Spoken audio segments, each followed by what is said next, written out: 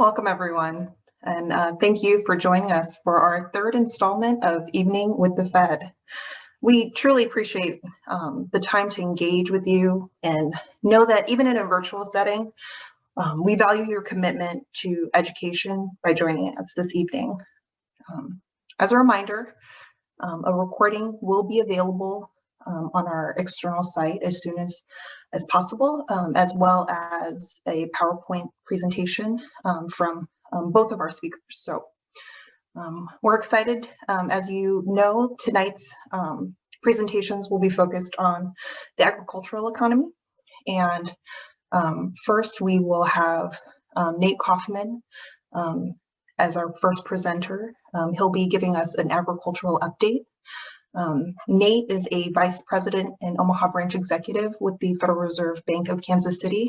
Some of you may have already heard him speak, but in this role as the bank's lead economist and representative in the state of Nebraska, Nate provides strategic direction and oversight of the Omaha branch, our regional research, and our economic outreach throughout the state. He is a leading voice in our agricultural economy through the 7 states of the 10th Federal Reserve District and the broader Federal Reserve System. He oversees bank and Federal Reserve efforts to track agricultural, economic, and financial conditions, and hosts the Kansas City Fed's annual agricultural symposium, which will take place here in the next couple of months. He also speaks regularly on the agricultural economy to industry audiences and news media, including testimonies at both the U.S. Senate and U.S. House Agricultural Committee hearings. So at this time, I'll give Nate the floor to present. Thanks, Nicole, and let me add my welcome to everybody. Thanks for joining us. I know that we've titled this Evening with the Fed, and it somehow feels a little bit less than satisfactory that we're not really able to be with you all. I think that some of you I know I've had the opportunity to meet with in the past, and it's an evening where we do have the opportunity to be able to interact and take questions and interact some over dinner, and it's been an event that I always look forward to. This is, I think, the first that we've done this event virtually. I think that we just snuck in the last program, if I understood it correctly, before the pandemic last year. So I know that it's maybe not ideal to be able to do this virtually, but we do want to still be able to have the opportunity to engage with all of you to the extent that we can in this virtual environment. I also want to add, I guess, just reflecting on the last time that we were able to meet with all of you, my thanks for what you do. This has been a challenging, would be the understatement of the year, I think, but it's been an incredibly challenging year in a lot of different ways, and I can only imagine the stress of having to go through a lot of the uncertainty that you've all had to go through as you're thinking about how to do education well in this virtual environment, and still staying on top of these sorts of things and engaging with us in these kinds of things as well. And it's 5 o'clock. I'm sure it's been a long day already. It's been a long year, but I do really appreciate all that you do for our educational system. And as a parent with 4 kids, I can say that quite honestly.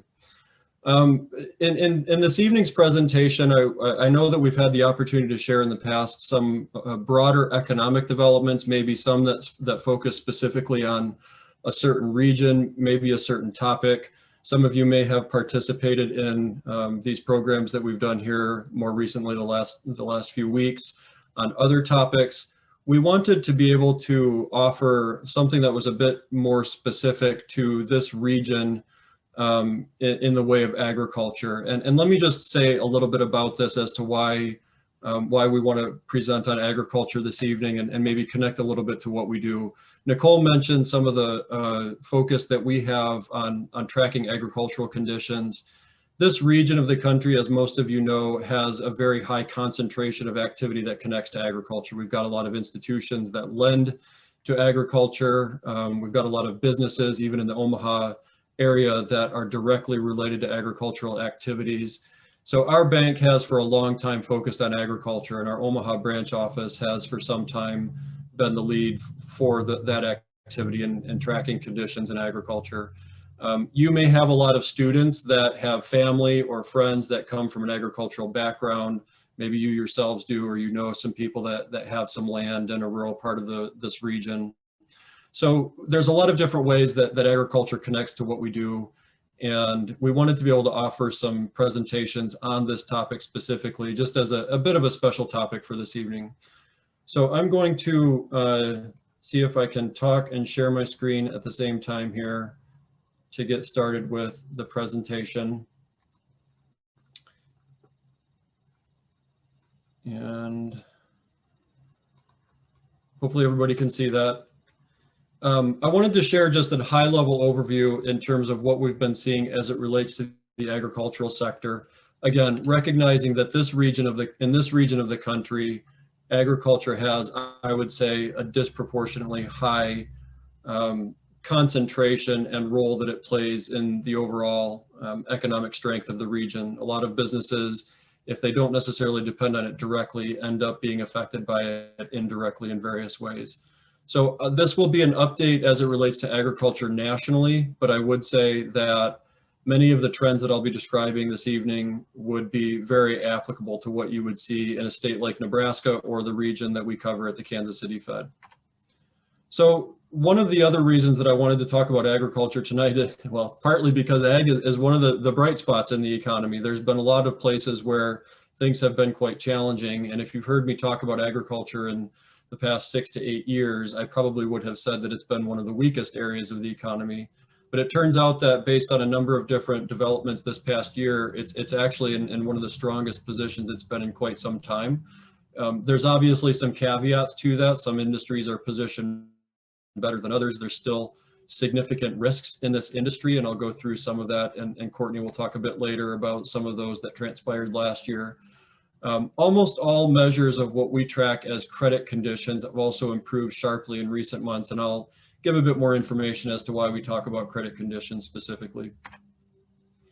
A little bit of context for those of you that maybe haven't followed agriculture specifically, and again, kind of just recognizing that this is a significant industry in this region, but nationally also has a lot of regions that do depend on ag quite intensively. The first is to recognize that coming into the pandemic, so just over a year ago now, agriculture appeared to be entering what we would have described as another year of decline. There's a number of different ways that I could potentially show this to you. And again, if you have personal or family connections to people in agriculture, you've maybe already heard some anecdotes about the challenges in agriculture coming into last year. The chart that I'm showing you on the left-hand side here is just a measure of prices received to prices paid. So the lower the number here, the more limited are the profit opportunities, and just generally speaking, the more that you would see in terms of financial weaknesses. We had been on a downward trend since about 2013, really for the past 7 years, and expected that trend to continue in 2020 before the pandemic. The chart that you see on the right-hand side then is another measure of what we would refer to as financial stress, and that is farm sector working capital. And we show working capital here because it's a measure of liquidity, working capital ultimately being the thing that producers would be able to rely on in the event of potential shocks. So both of these charts I'm showing you as a bit of a look back into 2020. It's not that we forgot to update these charts. It's really just setting the stage for what we expected to transpire before we saw the pandemic in early 2020.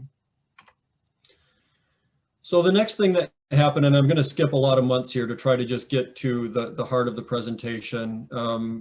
There were a lot of events between the months of March and May that caused some significant stress in agriculture. Again, Cortney will talk about some of that, but certainly one of those being, the reduction in transportation meant that we were using less ethanol in fuel, for example, and ethanol being a big user of corn.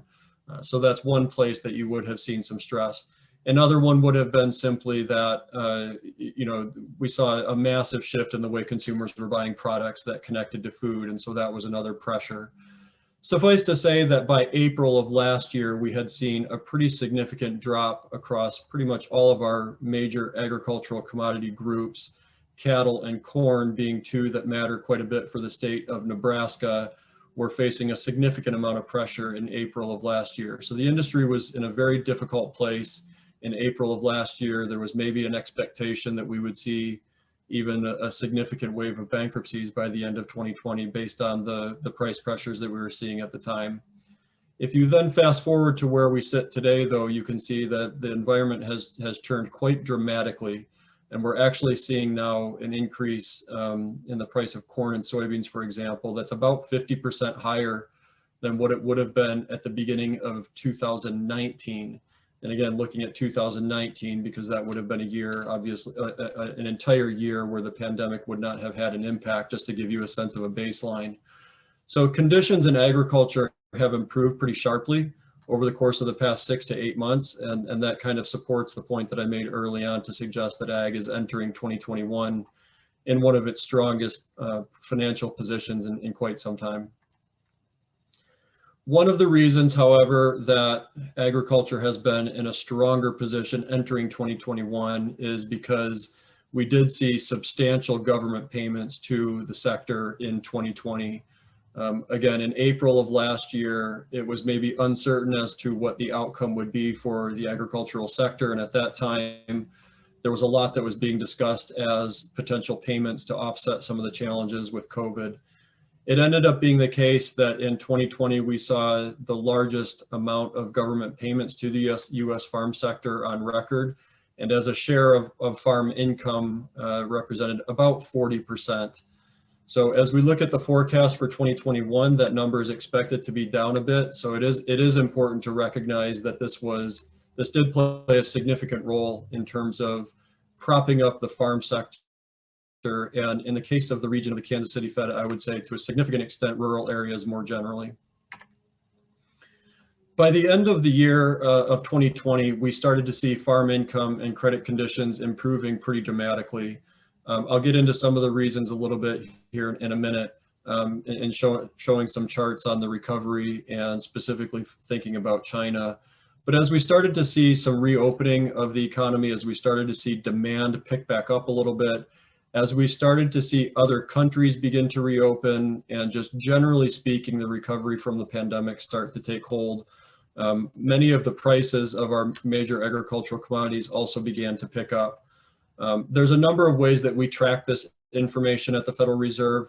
Various Federal Reserve districts, for example, will conduct surveys where we're asking banks across the country to provide input in terms of what they're seeing on conditions in agriculture. And that's what these two charts that you're looking at will show. The chart on the left, for example, is a summation of responses that we get from agricultural banks in our region, as well as the region of the Minneapolis Fed and the St. Louis Fed, where bankers are telling us how they are seeing farm income evolve on a quarterly basis. And what's striking about these charts is a couple things. First is obviously that we're seeing an increase compared with a year ago. So anything above 100 means higher than a year ago. Anything less than 100 is less than a year ago. And we're seeing the first increase in these measures since about 2012, 2013. But the second thing to note is just the significant pace of increase that we saw relative to where we had been for the better part of 6 or 7 years. So again, this has been a sharp turnaround in the economy in this region, which again sort of stands in contrast to what might have been expected in the early months of the pandemic, as we were seeing weakness in most other segments of the economy. The chart on the right then is just a way to show that it's not just farm income that's been higher, but it appears that farm operations have been much better positioned to be able to repay their loans. There was a worry, again, in a lot of different places within the economy that reduced incomes, reduced revenues, profits being stretched in a lot of different ways could lead to significant problems with debt and bankruptcies. And we still worry about that, quite honestly, in some segments of the economy. But like you see in the chart with farm income here, repayment rates in agriculture have picked up quite dramatically. And entering 2021, it appears to be the case that many operations are very well positioned financially. We talk a lot in our region and in agriculture about the importance of farm real estate. And let me just make a mention as to why this is the case. there's a lot that connects to farm real estate. Even for schools, for example, kind of connecting this to education, as you think about where some of the funds come from to support, for example, schools in rural areas, the path of farm real estate values matters quite a bit, because some of the funds that go to support school systems in those locations will depend on tax revenue that comes from farmland. So as you start to see changes in farmland, that can either represent pressure in a number of different places or support. In terms of agriculture specifically, farmland accounts for about 85% of the assets for farm producers, and so it is an extremely important measure of the financial health of farm operations, and that's one of the reasons that we track it quite regularly. For some time, we had been seeing that land values were declining, and that fits with the theme of what I've been describing, that agriculture has been challenged for for a number of years. But we're actually starting to see land values pick up again. The chart that I'm showing on the right-hand side here, again, comes from a survey that we conduct where we're asking bankers to describe what they expect to see transpire as it relates to farmland values. The takeaway from this chart is maybe easiest to see if you compare, for example, 2018 with 2020. In 2018, almost 60% of our survey respondents would have expected that land values would continue to decline by up to 10%. If you look at this same survey that we conducted here recently in 2020, you can see that there were actually only about 15% that expected land values to decline, and maybe about 40% that actually expected land values to increase by up to 10%. So again, this has significant implications for the overall wealth in the agricultural sector. Bankers will use farmland as collateral for other loans. So again, the strength of farm real estate markets has an outsized impact on the overall health of the sector.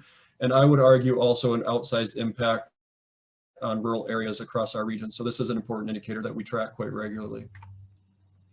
We all know that interest rates have been declining steadily, obviously going back to the beginning of the pandemic, but even extending this further back over time, over the course of the past 20 or 30 years, it's important to kind of show what interest rates have done to keep this in context.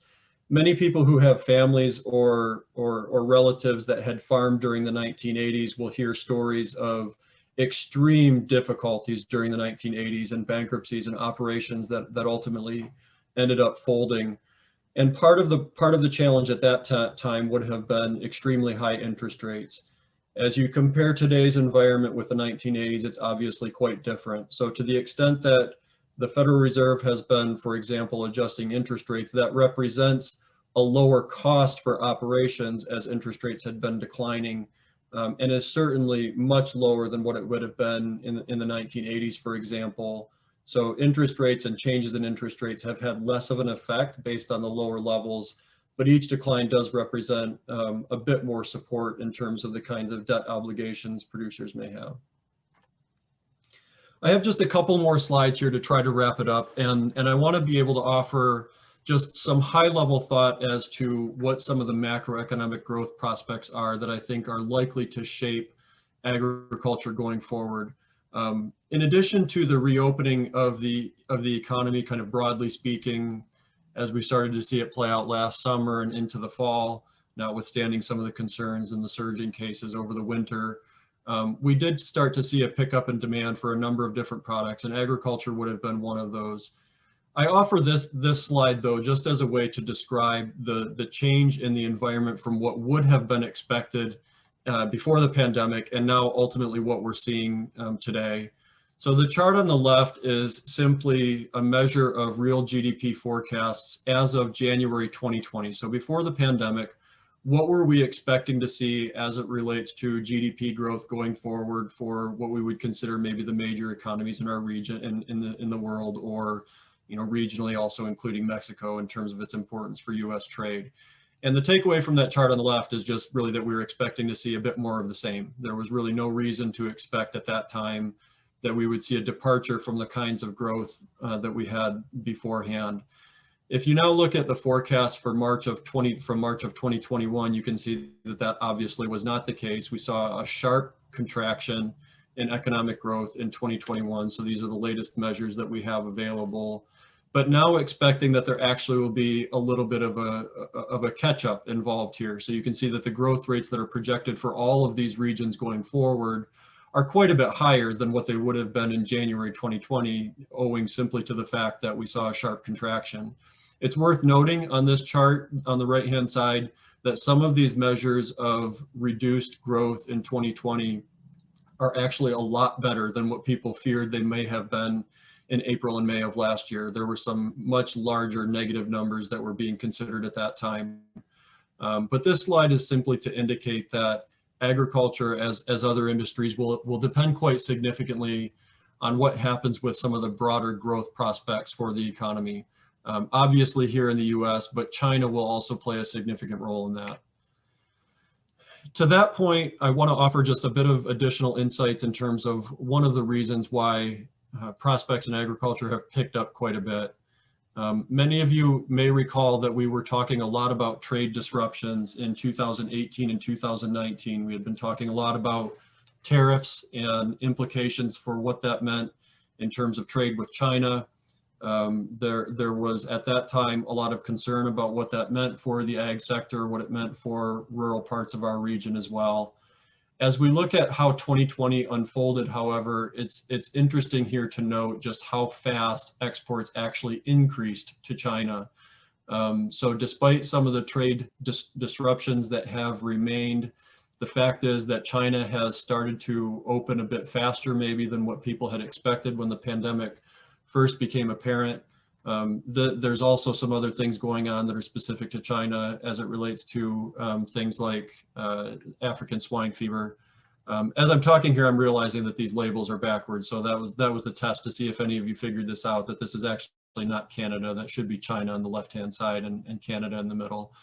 So we saw a sharp increase in exports to China during 2020. And this was one of the leading causes of why we started to see a significant increase in ag commodities, in the price of ag commodities, in addition to some of the just general reopening.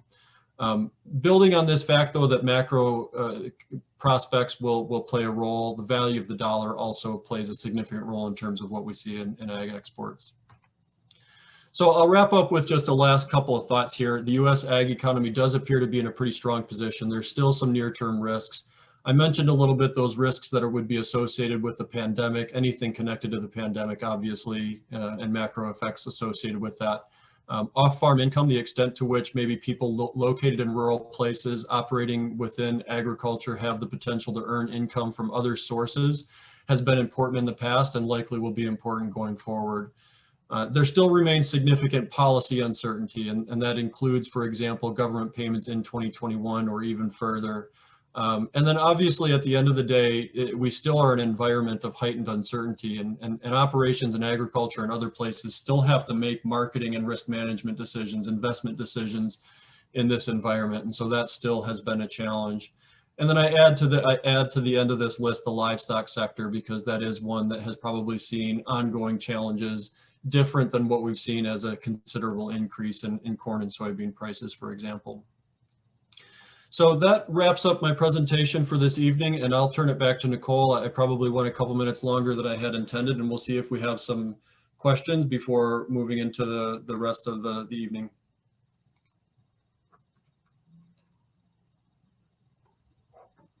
Thanks for that, Nate. Yes, we do have a question just about from an educator's standpoint. There are a lot of new programs that are coming up. Our Midlands University now has a agribusiness program that they're starting up here. What is something that you would say could help students or help teachers kind of help students want to go into the agribusiness or agricultural side of sectors? They're really just looking for kind of some tips, given that a lot of times when there's research that comes out, it's not always the best news, but it's something that we're wanting to definitely fill those gaps that we're seeing in the sector. Yeah, that's a good question, and some people who maybe haven't spent a lot of time around agriculture maybe feel like they don't understand it or are not in a place to be able to speak to it as well as others, and that's understandable. I sometimes though talk about agriculture as actually being a form of manufacturing. I mean, there's a number of different inputs that you're ultimately applying so as to produce something. In the case of a manufacturing plant, you're using labor, you're using capital and other things ultimately to produce a good. And in the case of agriculture, it's not really that different. You're using some land and you're also using labor and capital ultimately to produce something. And the reason I say that is because in most other segments of the economy, with manufacturing being an example, we've figured out a lot of ways to use technology and use data and decision-making tools and a lot of different things that are really moving the industry forward. And those concepts that are used in those other industries are really not that different for agriculture.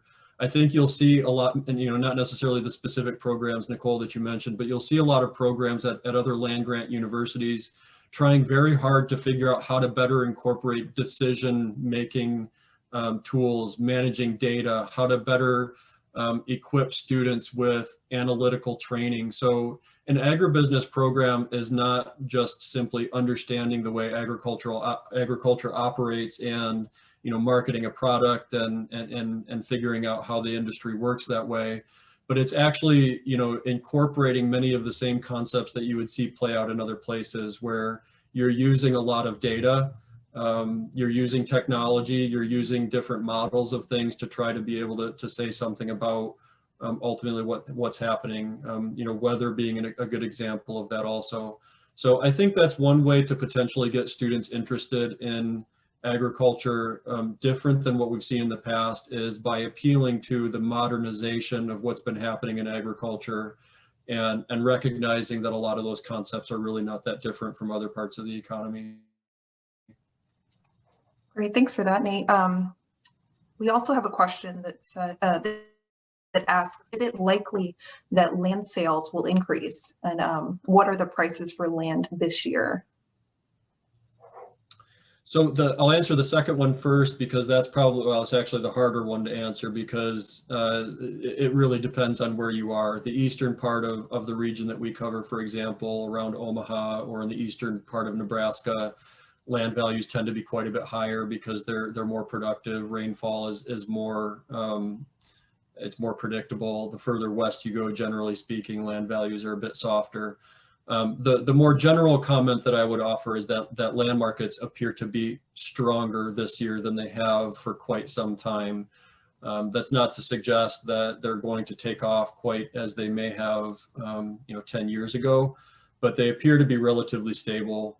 To the question about sales, similar to recent years, there hasn't been a lot of land for sale. That's been one of the defining features of agriculture for probably the past 10 years at least, is that one of the reasons that land values have been as strong as they have is because most people who own land would prefer to not sell it. And that's very true with farmers. And so even when there's been a lot of financial pressure, they've generally refrained from trying to sell land. And that's been the case so far. So, there's a number of different things, policy related and otherwise, that could change that, but that's probably the best guess that I could offer right now. Great, and this is somewhat related. The question is land that is for sale staying in ag or being transferred over to housing? For the most part, it's staying in agriculture, but at the periphery of urban areas like Omaha or other places like that, you could envision that that's probably where you've seen some transition. For the most part, land in this region that is generally thought to be quite highly productive tends to stay in production. Excuse me. So for the most part, it hasn't necessarily transitioned so much into housing.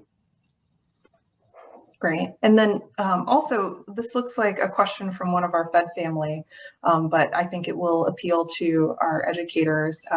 What I think is well known in our Fed family circle are stories of how you incorporate economics with your children. So the question is there any news story or anything from the pandemic that you could share with us in relation to how you incorporate economics with your kids? Well, we have our latest edition. I'd love to be able to meet with people in person to interact on this topic, but the latest edition from the last year in the pandemic is that we have added a backyard flock of chickens. And, I thought, what better time? I actually grew up raising chickens, and I think at that time swore that I would never do it again. So, but here I find myself with kids that really would love to have chickens that lay eggs. So we've been now for the past 2 months at a place where those chickens are laying eggs, and every now and then we have more than we can use. And so my kids will try to figure out where they can sell them. And so they have to think about what kind of price they're selling them for. My 10-year-old has been known to go out to the street, and the two products that she has to offer are eggs and hot pads. Because she can make hot pads at home, and she's been doing that over the course of the pandemic, and she can sell eggs. So, we as an opportunity for education, we try to talk about what's a right price. How does it compare to what they see in the store, and why are they different? Should it be higher? Should it be lower? Why not? We have those conversations quite a bit, and they get to keep the money, and they, of course, learn the responsibility of taking care of chickens at the same time. So that's probably been the immediate example that comes to mind, because it's been a day-to-day kind of thing at the same time. That's great. We always love hearing about it. It looks like we've got one last question, and this one is specific to diversity. So agricultural voices in the past have been a little bit homogenous. Is there anything that the Fed is doing that is trying to make sure that there is a diverse voice being represented in agriculture? That's a good question, Nicole. And I would say, as a general comment, what we've been working quite hard to do for quite some time, I would say, is for all of the things that we do where we're interacting with people, trying to ask the question of what voices are being heard, what voices are at the table, making sure that we're doing as much as we can on a proactive basis to try to incorporate diverse views. I personally find that by interacting with groups that have diverse views is what the way that I learn best. Sometimes there are different anecdotes, different comments that will come through in the course of conversation. And so as it relates to agriculture, just kind of recognizing the composition of the industry that to the point of that question has not always been incredibly diverse. We're, asking what can we do to try to build and expand our network that might include more diverse views. So, that does require being quite deliberate. It's caused us to try to be more creative in terms of how we interact with people, how we try to develop connections. But then ultimately try to ensure that we have as diverse and inclusive of a conversation as we can as it relates to topics that otherwise, we would want input coming from a range of sources. That's great. Thank you, Nate. Again, I appreciate you being willing to speak tonight. And if there are any other follow-up questions, please forward them to myself. My contact information was in the invite. We'll try to get some answers for you. But at this time, thank you, Nate. We appreciate your time tonight. Thanks again, Nicole. And thanks everybody for joining this evening. I know there are a lot of other things competing with your time at 5:30 Central, so I appreciate you sticking with us. All right, well then, I will take the time right now then to introduce our next speaker. Cortney Cowley is an economist in the Regional Affairs Department at the Federal Reserve Bank of Kansas City. Her current research focuses on agricultural finance, commodity markets, farm management, and natural resource economics and policy. Cortney's responsibilities also include writing for our 10th District Survey of Agricultural Credit Conditions and agricultural finance updates. So thank you for joining us, Cortney. Thank you, Nicole, and so happy to be here tonight with all of you. I second Nate and Nicole's comments about how appreciative we are for all the work that you do. I'm married to an educator. My mom is a librarian in a public school in Oklahoma, And I obviously, reap the benefits of having many great teachers and mentors that got me to where I am today. And so just excited to present to you on the topic of COVID-19 disruptions in the meat supply chain tonight. And this is some work that I started just kind of, reading news articles about meat packing plants closing. And I just started it like economists do. I started an Excel spreadsheet tracking them. And it just became a really big issue in the agricultural economy. So our team in Omaha continued to track the situation. And so I'm excited to present some of the things that we found by doing that and what the impacts are.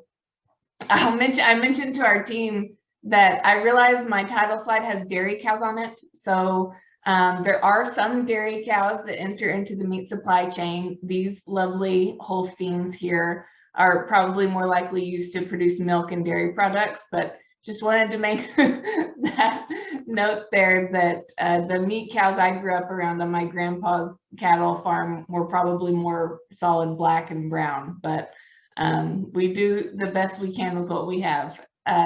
So with that, I'll get started. So just a few kind of key points in the outline are that first of all, the pandemic really did expose substantial vulnerabilities in supply chains. I'm going to talk about meat in the food sector specifically tonight, but I'll also mention probably towards the end that there are definitely some other supply chains that were impacted, and that we have learned a lot about the importance of a kind of resiliency and stability in supply chains and how they can affect both producers and consumers. Last year, specifically in the meat sector, outbreaks of COVID-19 at meat packing plants led to significant disruptions and created issues of oversupply and low prices for livestock producers. I really loved the question that Nate got about how he teaches economics to his kids. I've learned a lot as a parent. I have 3-year-old twins from him about doing that. And I would just say that one of the things that I do is, for some show and tell here, I have a book about the ABCs of economics. And one of my kids' favorite words in that is E for equilibrium. And so, I mentioned that just because when we think about equilibrium, how much consumers are willing to pay at what price, that was really disrupted and through all this, so you're going to hear me talk about oversupply, a surplus on the farm, and then a scarcity at food retail for consumers and what that did to prices. So lots of, I think, key concepts in this one case study that perhaps even you can use to help teach your students about, supply and demand when equilibrium gets off because of disruptions in supply chains. I think could be really interesting. And then the third point is that these disruptions temporarily reduced meat production, and alongside rapid shifts in consumer demand led to higher prices for consumers, making it more difficult for some households to purchase meat. And I think that the interesting thing about this is that we may not all be agricultural producers, but we're all on this call today, we all consume food products. Even if you're a vegetarian, I think this is still an important problem to examine as it relates to agriculture and economics. So the first point to make here is, why do we care about this? Well, for one, like I said, we're all consumers in the economy, whether that be food or other products. And also in terms of our district and national economy in general, the livestock sector accounts for a large portion of the US farm economy. So you can see the pie chart there on the left. Livestock in blue account for about 50% of farm revenue. So it's really almost split right down the middle in terms of crops and livestock. And for the livestock sector, cattle, hogs, and poultry, which are the industries that we saw really significant disruptions. And I'll focus primarily on livestock and on cattle and hogs, just because of their significance to our particular region in the 10th district. make up almost half of all livestock revenues. So in the 10th district, just cattle, the cattle industry make up about 50% of all farm revenues. So in our 7-state region, you think about states like Nebraska, Kansas, Oklahoma, Wyoming, Colorado, New Mexico. The cattle industry is significantly important. And so, and the map on the right shows where a majority of the U.S. cattle inventory is located. So the darker blue areas would be areas where there's greater concentrations of in terms of number of animals, and the yellow dots would be where beef packing plants are located. So, you know, in the Midwest and Great Plains account for about 65% of U.S. cattle production. And typically where cattle are produced is where these meat packing and food processing plants would be more likely to be located. So the impacts of this could be even more significant in areas like the 10th district or even the upper Great Plains and Midwest, where a majority of the livestock production occurs.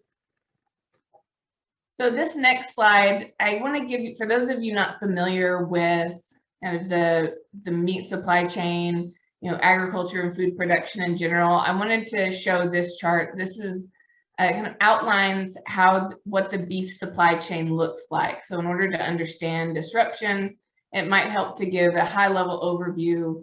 And I will say that this is very simplified. So there could be, I showed this to my husband, who's a former ag teacher and has been involved in the cattle industry his whole life, and he'd say, oh, what about this, or what about these other things? But this is a pretty good depiction of kind of a high-level simplified overview of the beef supply chain. So first we have the farm where cattle are produced, starting off at cow-calf operations. So the farmers that own the cows, that breed the cows and produce calves, which is really, I think, the best part. And then they have inputs into that operation. So to feed the cows and calves, veterinary services, you know, it costs some to buy breeding livestock. And then once you have the calves, they're moved on to stockers and backgrounding. In Oklahoma, for example, and Kansas, you'll hear about dual purpose wheat, stockers going on wheat pasture to gain pounds before they go on to feedlots. And so calves are started on pasture, and then stockers and backgrounding add weight on pasture or wheat pasture. And then a lot of cattle go on to feedlots, or they can remain on the pasture, and you end up with what you've seen in grocery stores referred to as grass-fed beef. From the feedlots, this is where we start getting into where we saw a lot of the disruptions occur. They go to the slaughter and packing plants. So you'll hear me say meat packing plants. You've probably already heard me say that several times now. The meat packing plants are where they take the live animals in, slaughter those animals, and do minimal processing, and then the output is just very rough cuts of meat. You'll also hear those called primal cuts of meat. And then processing plants take those rough cuts of meat and turn them into consumer higher value products. So the steaks that you buy at the grocery store, ground beef, any type of even further down, any of the frozen packaged food that you might buy, that occurs at processors. And then the cuts of meat are sold to wholesalers, which then distribute the products to supermarkets, restaurants, and then others like schools and food pantries, things like that. About 70% of food expenditures in the US occur at supermarkets and restaurants. So those will be two areas that I'll also focus on. And alongside, and we looked a lot at meat packing plants just because that's kind of the point that separates the livestock producers and gets them where you go from an actual livestock animal to meat that is consumed. So we focus a lot on the packing plants because of that, because it's the kind of midpoint where that transition occurs. But I will say that there was also a lot of disruptions at processing plants too, whether because there were outbreaks at those processing plants or because there might have been a closure at a meat packing plant that sent product to a processing plant. And so they weren't able to operate because they weren't getting those raw materials. And then many of you know, being in schools, of course, there were disruptions at restaurants, schools, other places on the consumer side of the food supply chain that that created issues as well. And I'll get into that a little bit. So this map shows, this will be a little dated because most of these disruptions really occurred between the May to July timeframe. But the spread of COVID-19 among employees at meat packing plants led to many closures and slowdowns. So this would be the plants that take in the live animals and turn them into meat. So closures were especially prominent in beef and pork industries. We didn't see as many actual closures at poultry plants for whatever reason. I think they were able to more easily socially distance workers and things like that. But from April to June, and really from April to July, which I show here, about 100 beef and pork packing plants reported confirmed cases of COVID-19. And on average for those plants, about 10% of their employees tested positive. And in some plants, up to 30 to 70% of the workforce tested positive. So that caused some either slowdown because companies had to create more safe work environments for their workers, or they would close for 1 week. Here in the yellow dots, I show closures of less than 1 week, but then subsequently reopen, or they closed for more than 1 week and then subsequently reopen. And about half of those plants that closed for more than 1 week because of issues surrounding COVID-19. But I will say that as of today, all of the plants are reopened and operational. But in this time period, though, disruptions led to sharp reductions in meat production. And at the same time, we saw disruptions on the consumer side where restaurants were closing and consumers were you saw news reports of consumers hoarding products and shifting more of their food purchases to grocery stores and away from restaurants. So the chart on the left shows U.S. beef and pork production as shown as plant capacity utilization. So, and this started out in January at the beginning of January last year. And so you can see that typically plants are running at about 95 to 99% of capacity in the US. And this industry over time has really gone to a just-in-time type framework. They're very efficient. In the past, the processes run very smoothly. We know what product we have, we know where it needs to go. But COVID-19 really caused some major disruptions. And so in about April and May, we saw plant capacity utilization drop by about 40 to 45% for beef and pork plants. And we have to remember here that this is the end point for livestock production and the beginning point for meat production. So you can think of this as a 40 to 45% decline in meat production at the same time that consumers were not going to restaurants. So for beef, about 50% of beef is typically bought at restaurants and 50% bought at grocery stores. But when you don't have people going to restaurants and everyone's going to grocery stores to get their meat, this is where you saw shelves clearing, much higher prices for consumers, but at the same time, less meat being produced. So the chart on the right shows US monthly food expenditures. And so food at home would be any food bought at a grocery store and cooked and consumed at home. Food away from home would be anything bought at a restaurant type establishment.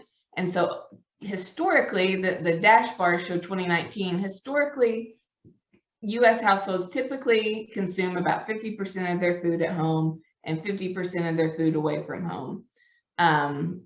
And so it's split pretty evenly, but you can see the effects of the pandemic where we saw a sharp decline in food purchased away from home. That never really recovered in 2020 as restaurants either remained closed or people just weren't willing to go out. The food away from home came back, or the food bought at grocery stores for being consumed at home spiked and then came back down a little bit, but still a lot more food being purchased at home, and the initial disruption of that really caused some challenges. And so the next slide shows the effects of price. So cattle prices, you saw a version of this chart on the left in Nate's presentation as well, but I show it here just to reiterate that cattle and hog prices, I show corn prices too, just as another ag commodity to compare to. Corn prices were certainly affected, just like cattle and hogs, because of disruptions related to the pandemic. Nate mentioned ethanol, but have since increased back dramatically. Cattle prices have still not recovered. One of the things that we talk about with these disruptions was major backlogs in the system.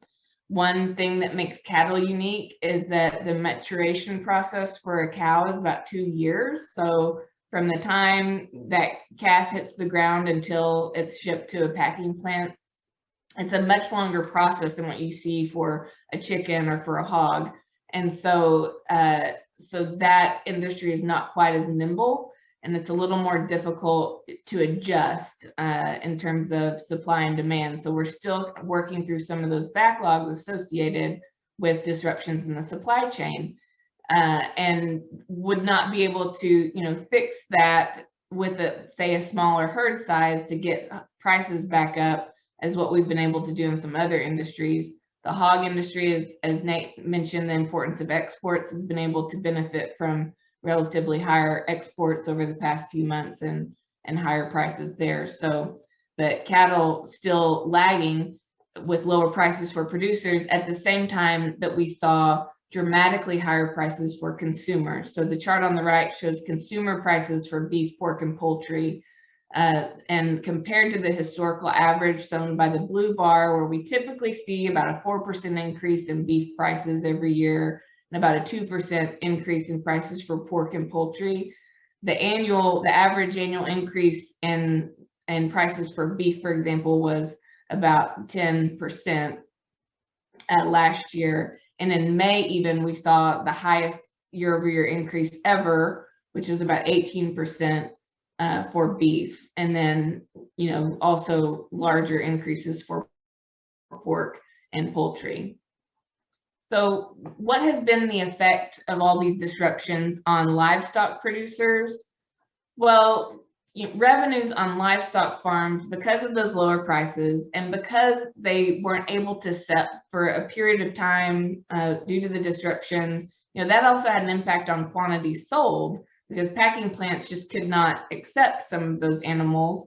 And then even once they get back up to capacity, there's only so many that they can take. So there could be a combination of lower prices and lower quantities sold in 2020.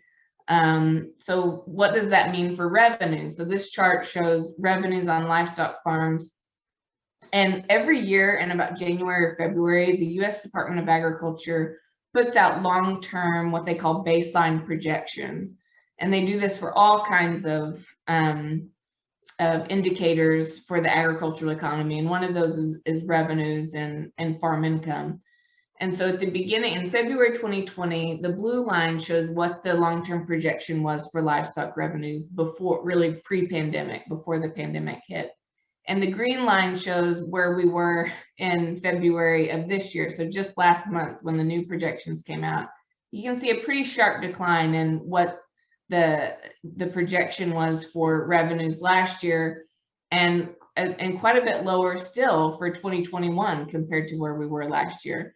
Long-term projections are kind of hard to forecast, but still you can see a relatively more pessimistic outlook for the livestock sector coming out of the pandemic than where we were going into it.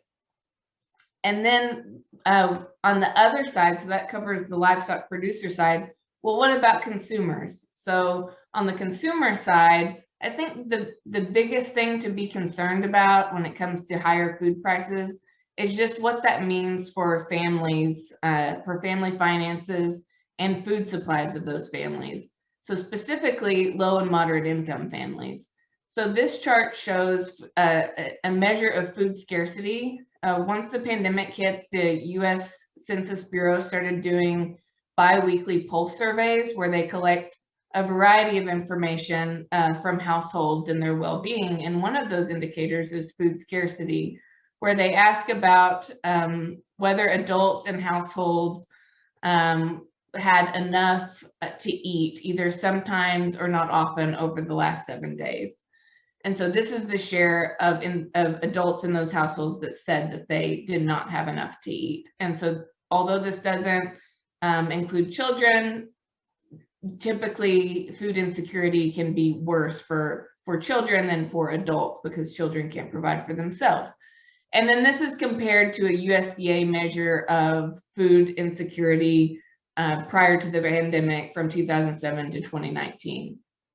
So as you can see, in the months of June, September, December, food scarcity continued to increase through 2020. It's come down a little bit as of February, which I think is a good sign of the U.S. economic recovery in general and for households. But you can see by the red bar that food scarcity overall is still above where it was from 2017 to 2019. So about 10% of households in the U.S.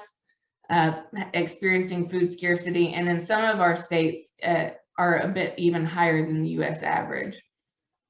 So I think this is important because, so this is just an average overall, but when you think about low-income households typically have less to spend on food, but spend a higher share of their income on food than compared to high-income households. And they're also maybe, as food prices rise, more likely to change their spending patterns. So, for example, there's been some research that showed that in the midst of rising meat prices in the previous recession, low-income segments likely were representing a declining share of total consumption of meat products. So they would instead spend money for protein on, beans and rice, for example, instead of on meat products, or they might be more likely to buy ground beef instead of steak.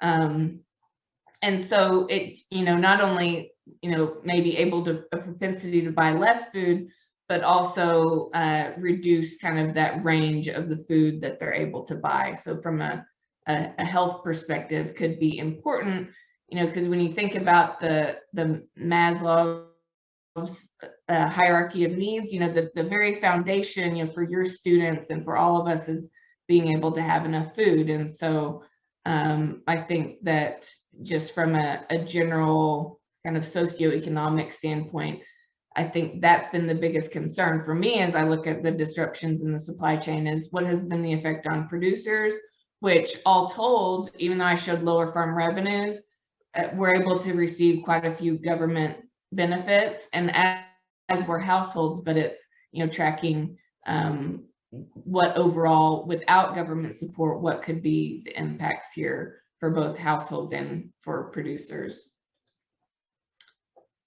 So some of the key takeaways, again, just to reiterate: outbreaks of COVID-19 in the U.S. Meat industry caused a temporary slowdown in meat production and widespread uncertainty about markets for food and livestock.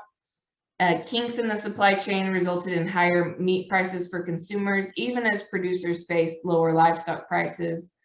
And as the example of the meat industry has shown, one result of the pandemic has been greater focus on supply chains and their importance to producers, consumers, and the broader economy. So another example has been, I think, the lumber industry. The USDA is preparing a report on supply chain sustainability, and I know that the National Association of Home Builders has written letters to Secretary Vilsack asking him to include the lumber industry in that because of issues that they face surrounding COVID. I think on average now, if you were to buy a home or build a home, the increased cost would be about $24,000 on average compared to what it was before the pandemic. So just really significant issues from a housing standpoint too.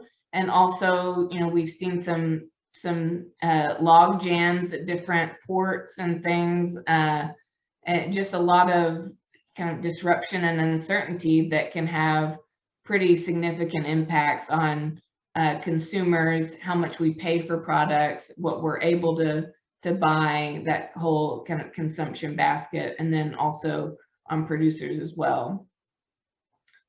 So with that, I will turn it back over to Nicole, and I'm happy to answer any questions that you may have. And I'd also mention that for more information on this topic, we do have a couple of articles on our website at kansascityfed.org/agriculture, and then you can look for the Ag Outlook section on the website if you'd like to read more about this.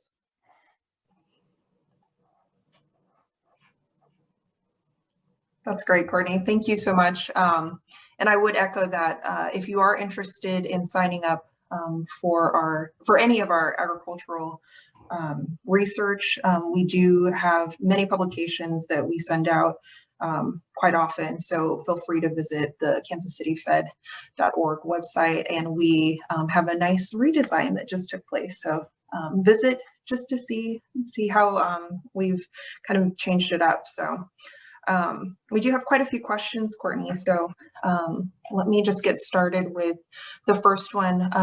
What does this work mean for the relocalization of agriculture? Is it a trend? What aspect of the food supply chain showed resiliency during the pandemic and fewer or no disruptions? So if you want to attack that three-part question for us.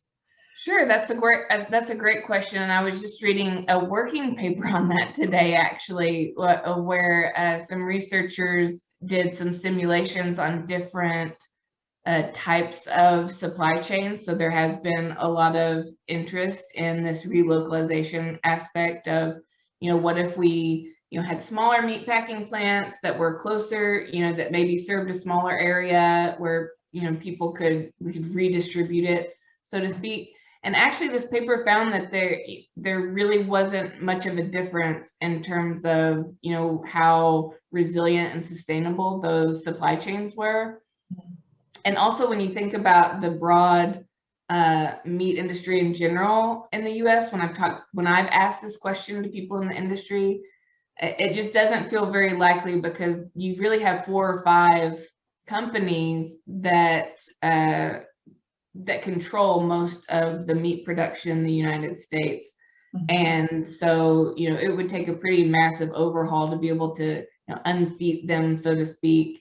And like I said, they've built, we built this industry to be very efficient, just in time. Yes, we had some significant disruptions that caused a lot of issues, but, I think that there still needs to be more research on this question, but so far, I think that we don't really have a good answer yet, but it's something that we're going to continue to work on.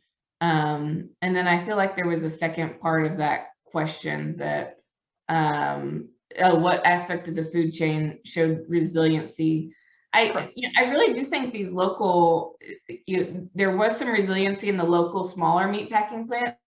They're just not big enough to scale up to really handle a lot of these issues. We've also talked to contacts on the like tribal government side that have talked about how they've been able to kind of be more nimble and work with other tribes across the U.S. to get food where it needs to be. So producers that need to sell livestock, get it to where people need food. So I think that that's a good example on a small scale. So I think that there are perhaps some solutions, but it's something that we certainly need to do more work on.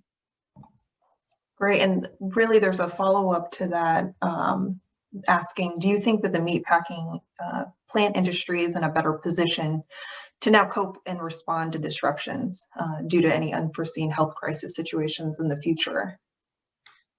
I certainly think that they're better able to cope with health crises situations because we continued to see, the map I showed was as of July 13th, but quite honestly, it wasn't too long after that I just stopped tracking closures, because even though there continued to be outbreaks at plants or positive tests, they no longer had to shut down. They had figured out how to make environments more safe for their workers at a cost. I mean, if you read some of the quarterly earnings reports for some of these companies around this time, they incurred pretty high costs to address these issues and make work environments more safe. So I think that they are in a better position to cope with them in the future.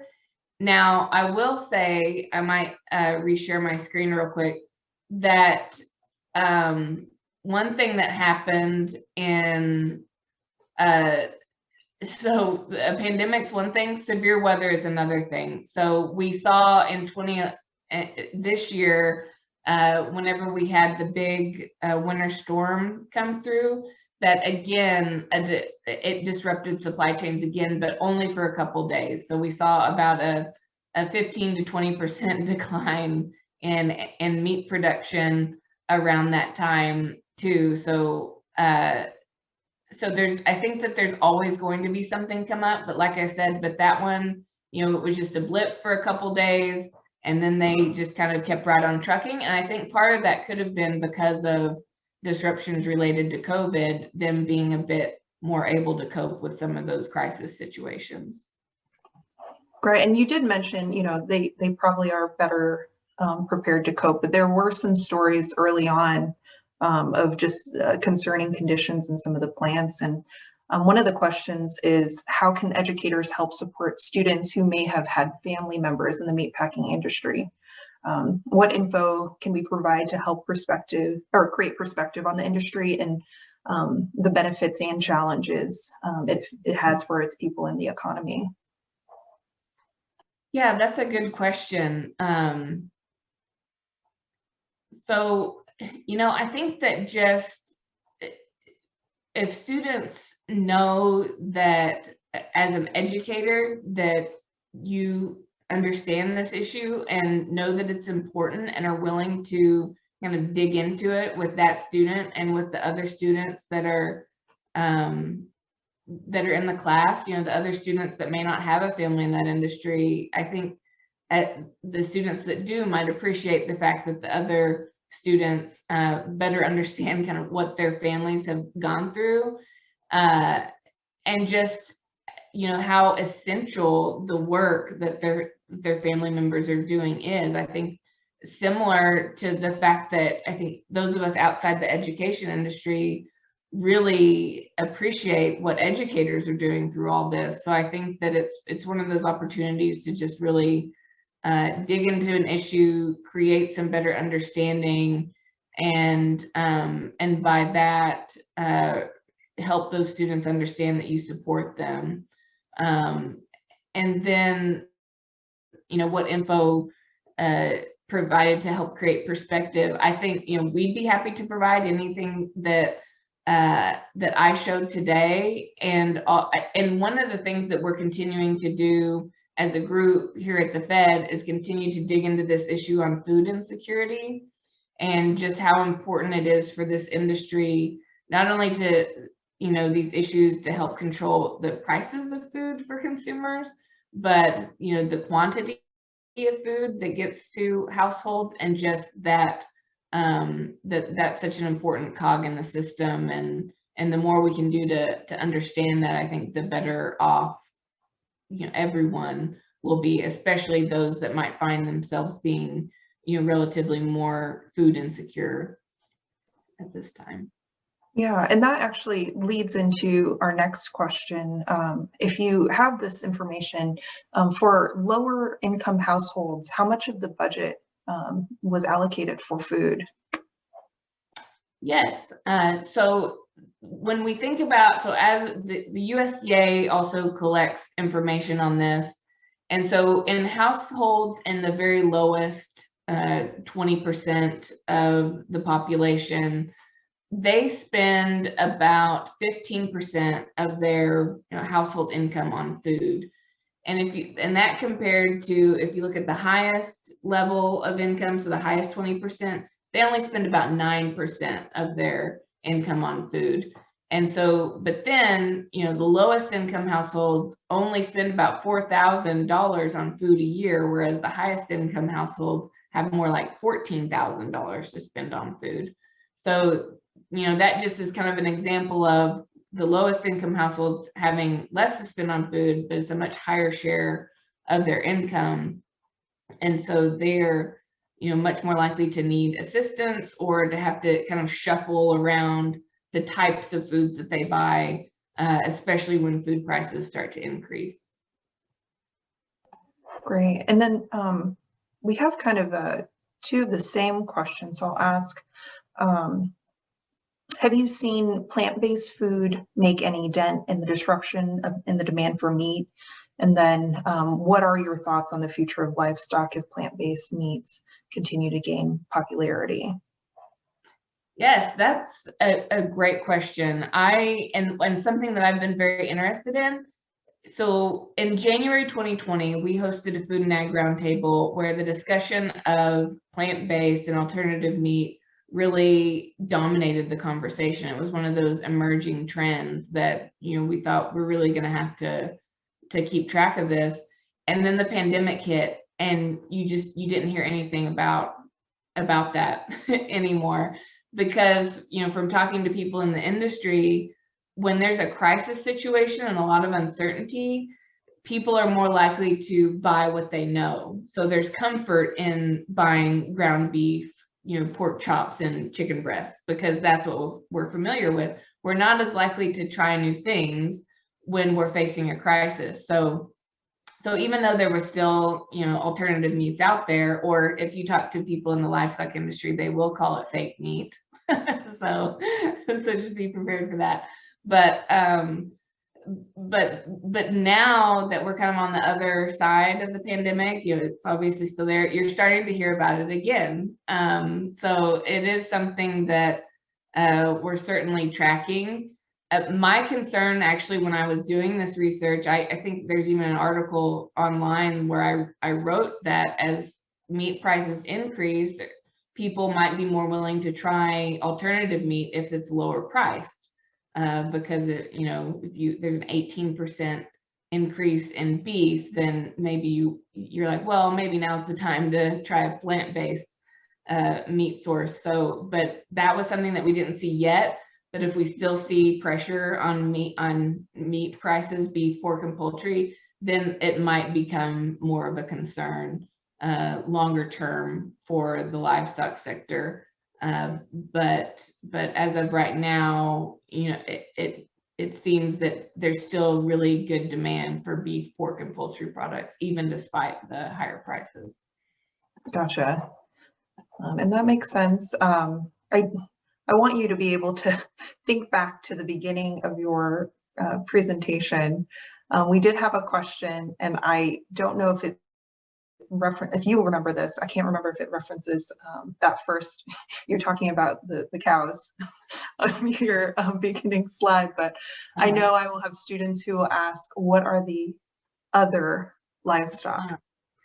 Yes, there are other livestock out there. And so most of the other livestock would be sheep and goats.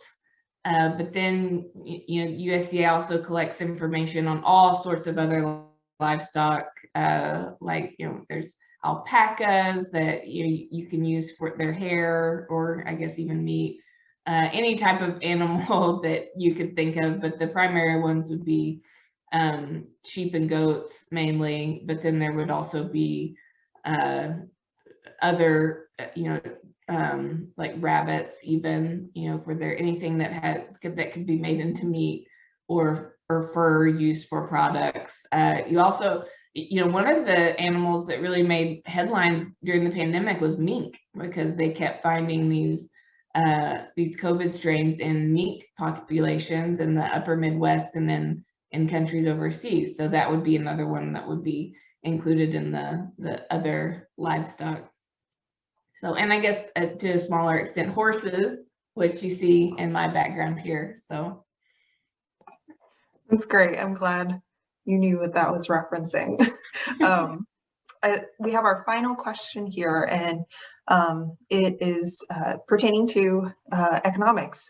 So what, if any, do you have any recommendations for spurring interest for young women wanting to get into the field that is predominantly male dominated?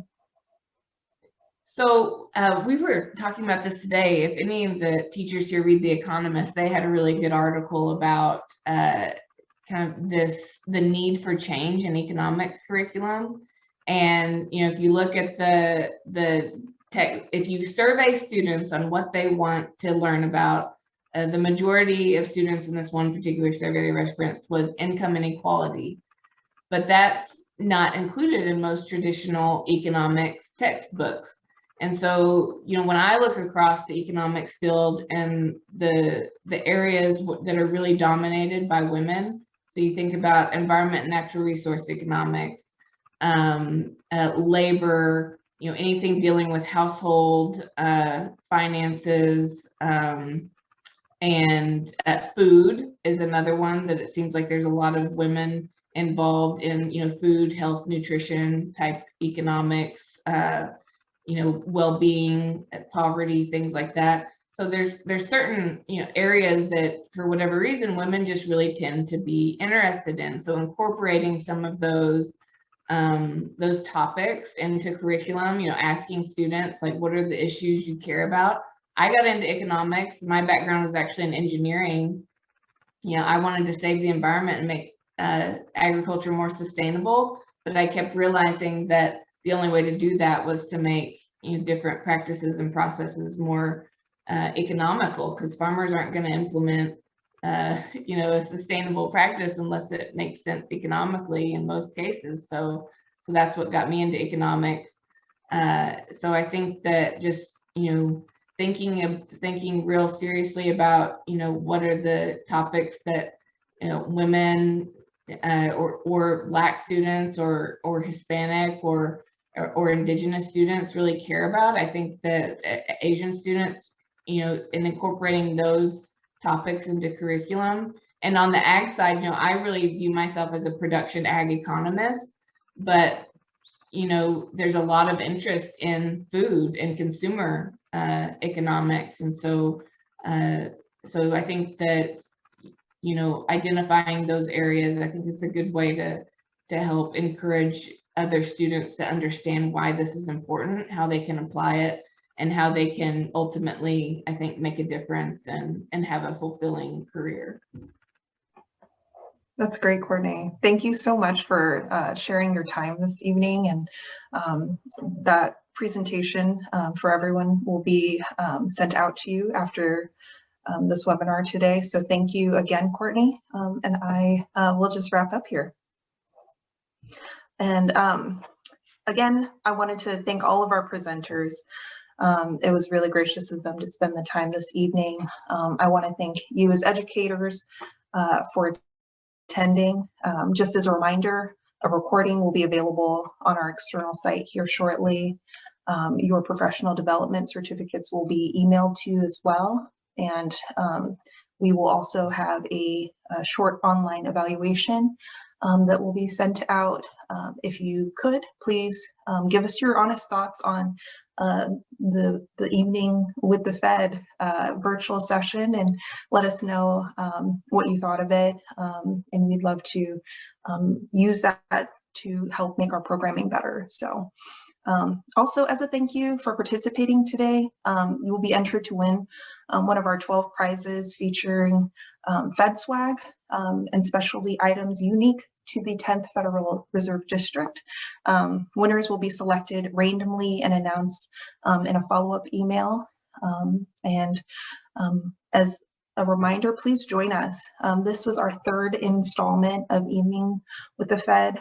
We do have two more in this series dealing with energy and presented by a senior economist in our Oklahoma branch. And then lastly, from Esther, our bank president in May. So feel free to visit our website and register for those other webinars. And lastly, follow us on our social media. Again, we do have a newly redesigned website with access to our free classroom-ready resources related to economics, personal finance, careers, and career education, and more. So please visit the site. If you have any feedback from us on that, please also let us know. We'd love to hear from you. But with that, I will let everyone get to the rest of their evening. Thank you again for joining us, and have a great night.